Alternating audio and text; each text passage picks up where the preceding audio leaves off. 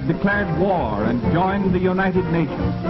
Just what does this mean to the people of the United States and to our fighting allies?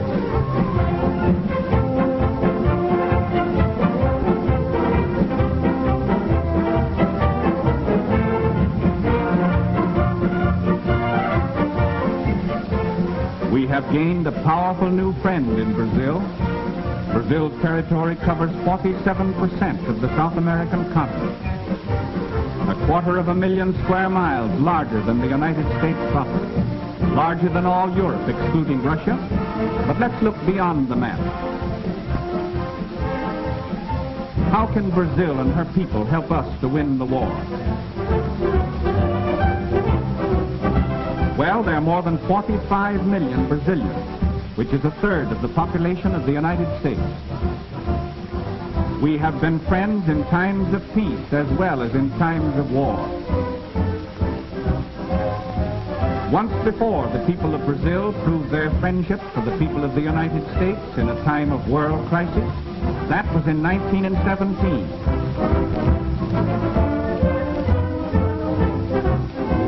The two peoples have much in common. Like ourselves, the Brazilians are very cosmopolitan in character. They are a progressive people with a constitution that guarantees protection to all workers and modern social legislation.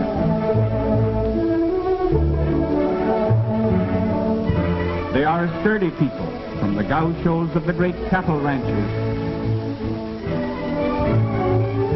the workmen on the rich coffee and cotton plantations, and the orange groves of her rich valleys and plains to the city dwellers.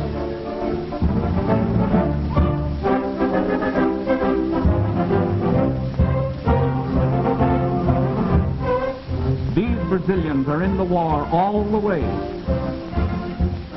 All males between the ages of 18 and 40 are now subject to military duty. An army of 3 million soldiers can be raised without affecting vital industrial activity. Brazil is a land of picturesque and beautiful cities.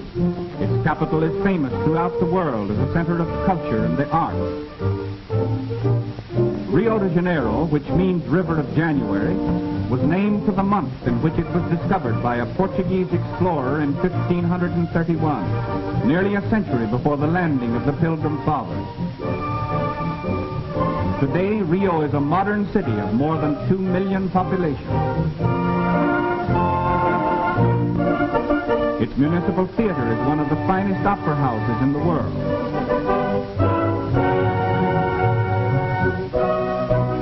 The Tiradentes Palace has, since January 1942, come to be known as the birthplace of hemisphere unity, for it was here that the 21 American republics drew up the momentous Rio Charter, a far-reaching agreement of mutual faith, collaboration, and protection.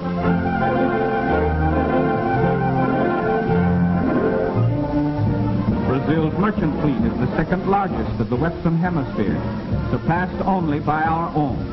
And despite torpedoing by Axis submarines when Brazil was still at peace, these ships will prove invaluable in transporting raw materials to the United States and convoying military equipment to distant theaters of war. Her navy is not large as compared to those of the United States and Great Britain, but it is modern, splendidly officered and manned, and eager for action against our common enemy. These fine ships and fighting men throw the balance of naval power that much further in favor of the United Nations. Already they have seen action against enemy raiders attacking our vitally important South Atlantic supply lines. We may confidently expect that the Brazilian Navy will live up to the high standards it set for itself in the First World War.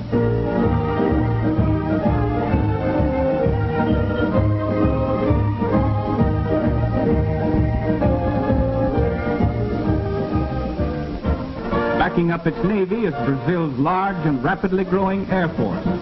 These splendid new airfields, through the courtesy of our good neighbor and ally, are now available to our long-range flying fortresses and liberators.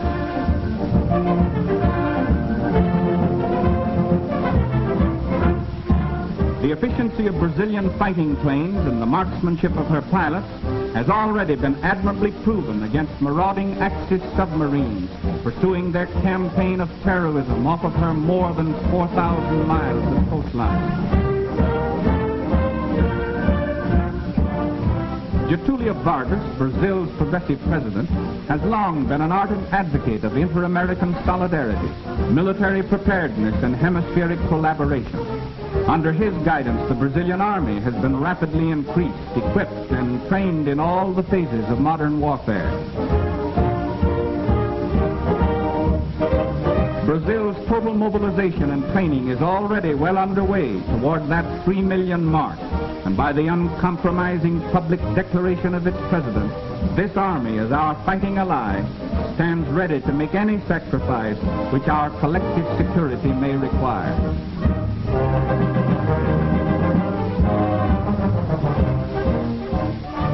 Under government supervision, Brazil is now manufacturing modern aircraft. Other war materials are also being manufactured on production lines patterned after those of our own great plants. As an industrial country, Brazil ranks second to the United States in the Western Hemisphere. And Brazil's fabulous resources and a great variety of important raw materials make her doubly valuable as an ally.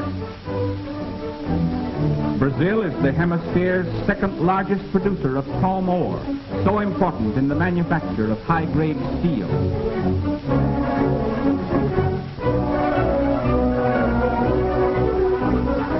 These war factories in the United States use large quantities of Brazilian manganese, highest-grade iron ore, zinc, nickel, and other minerals essential to the manufacture of tanks, machine guns, warships, and other necessities of modern warfare. We need these raw materials to keep our war production plants going all out for victory. Brazil produces a large quantity of bauxite, from which